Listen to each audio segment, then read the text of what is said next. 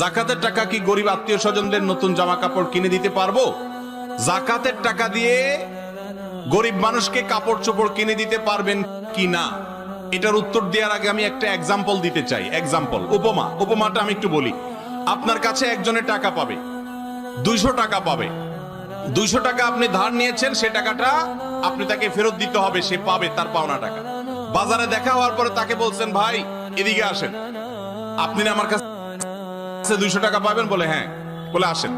ডেকে নিয়ে ফল দোকানে নিয়ে গেলেন, নিয়ে 1 কেজি আপেল কিনে দিলেন 200 টাকা দিয়ে, দিয়া বললেন যান বাড়ি যান।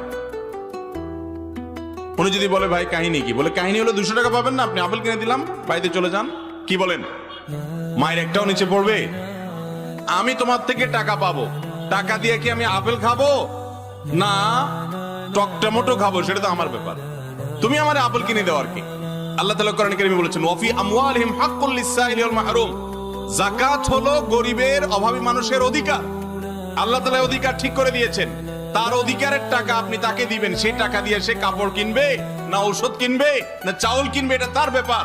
আপনি কে তাকে কাপড় এবং লুঙ্গি ঠিক করে ধরায় দেওয়ার? সে পাবে টাকা, আপনি দিচ্ছেন জাকাতের শাড়ি, সে পাবে টাকা, আপনি দিচ্ছেন জাকাতের লুঙ্গি।